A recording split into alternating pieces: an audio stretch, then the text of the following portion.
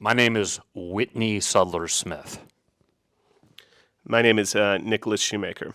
Anonymous has really expanded in terms of the reach of what we're trying to do. And, it extends past management to production, to finance, to nonfiction. And I think the nonfiction world is where Whitney and I have really been able to coexist. That's right. Well, we do have a scripted show at Fremantle. It's called Family Office, Yeah. something that I wrote, created. And the CEO of film and TV there, Christian Vesper, I'm going to throw his name out, is its biggest champion. And basically, the show, which I can kind of say, it's basically it's a dark comedy, clearly, but I guess it's kind of Gossip Girl on ketamine, and it takes the piss out of young London high society. And it's very funny. We're very proud of it, and been developing it. And cousin Nick, he shepherded it in and producing with Fremantle, and we're very excited about it. It's going to be absolutely incredible. And to get the attention, and, for Whitney, who's never, I don't think you've worked in scripted TV, have you? No, To get the attention of somebody as venerable as Christian Vesper, at Fremantle, who is the CEO of film and television there, I think is a real accomplishment for a first-time television writer. So thank you, yes. Whitney and I share a project with Penny Lane called Mrs. America, which is in post right now. We've been lucky enough to gain the trust of Alex Gibney, Raoul Peck, Jesse Moss. And so we're, in varying stages of, production, post-production on films from those, what I think are nonfiction auteurs. We shifted focus a little bit during the strike to really, from a financing perspective, to work on European co-productions. So we've got a couple animated films that we're doing with Sherrod in Paris. We're doing a fair amount of narrative in Europe, language agnostic, where we're looking at kind of interesting financing structures. Then lastly, and it's just from, not opportunistic, but we're looking at kind of places in the market that need capital. And we've been lucky enough to align with Danny Perkins to co-acquire The Boy and the Heron, which is going to be released in late December for an awards run in both the UK and with G-Kids just a bit before it. We did Talk to Me.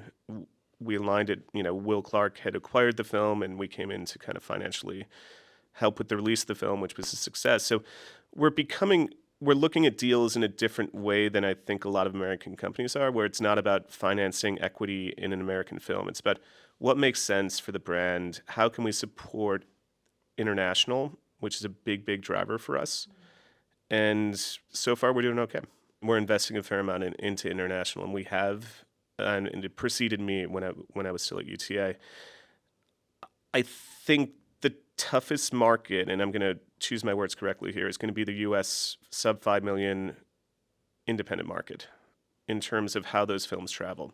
How do we launch new directors, like young new directors? How do we finance new directors? And I don't think anybody's really cracked the nut on that on a larger level. So we look at international because in international, there are subsidies that allow for that to happen. We are working to find ways to embolden that in the United States as well. I mean, I read an article in a publication called Deadline yesterday. Wait, what's it called? Deadline, just plugging Deadline. And, the reality is or the way that I think I personally view it is, the writers got largely what they wanted, but it also comes at a time where the whole industry is in a bit of a reconfiguration. And in this article in Deadline, and I want to mention Deadline again, they mentioned that, the number of TV shows that are going to be greenlit are going to be decreased probably by 25% or 30%. So we're all going to have to adjust to that. And I think the quality of the content is going to have to get better and better. And I hate using the word content, but the quality of television is going to be at a high level. And I think that's, in a humble sense, hopefully, where we can succeed, because we've been making pretty high level, TV and film for years and years. And we'd like to continue to. The strike was devastating for everybody. It's not just for the writers. It was for caterers in LA. It was for restaurateurs. It was for, so it's nice to see writers get back to work, and we couldn't be more excited to roll up the sleeves and continue forward. So, Whitney, what do you think? Could have said it better myself. I just know just purely from an unscripted side, we had a lot of kind of docs and some other kind of reality stuff that, was greenlit and then just got canceled. And before like the 2000 strike, it was kind of a boon for, you saw America's Got Talent, not American Idol, one of these fucking things. And there was like this boon in kind of unscripted television. But we don't see that, with these strikes. I think everyone's kind of tightening their belts and just seeing what happens. And I mean, there are a lot of other variables, but it was not.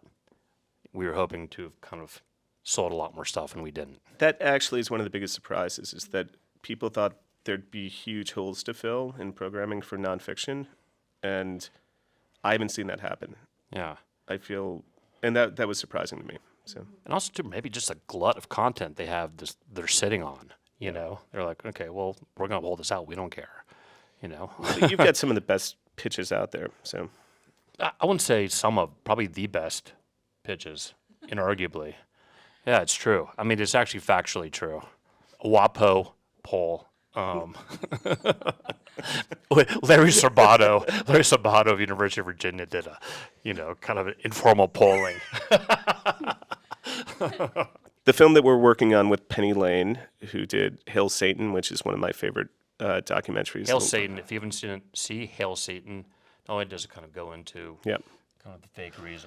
Anyway, sorry. Yep. So watch Hail Satan. So the film we're doing with Penny Lane is called Mrs. America, and Mrs. America is about the longest running beauty pageant in America, and also it extends to the world as well, which we find very exciting. And it's a beauty pageant for married women in Las Vegas. And I'll let Whitney kind of take it from here, because Penny has her observational style, which is brilliant, that's non-judgmental, and there's a way that it could have easily been pitched as reality television. And we're like, let's give Penny the ball and let her run with it, and really try to discover what does it mean to be married in America in 2023, in a competition sense. But what I've seen so far is brilliant. We can't wait to take it to market. Southern Charm. I think it's in its 9th season, perhaps 10th.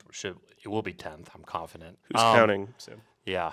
In fact, the premiere episode, I think, was number 2 in its time slot behind college football or something. So it's doing exceedingly well, exceeding expectations.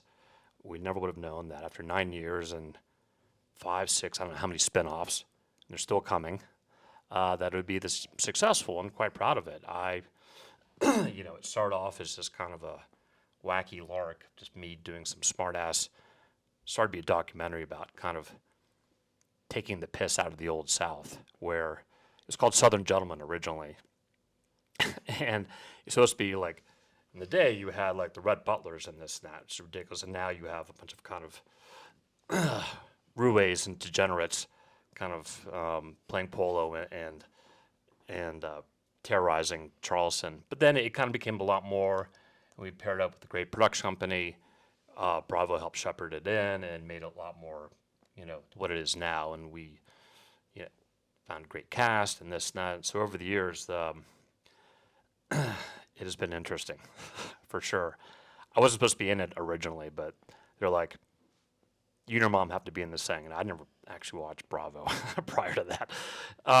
But, it was an experience, a learning experience. In regards to Mom, who is much better than I on this show. And she is. I would agree with that. So, yeah. She's like kind of like a Southern Betty Davis. She needs her own spinoff. We looked into that. We still haven't figured out the right format, but she would be great in her own show, and she deserves it.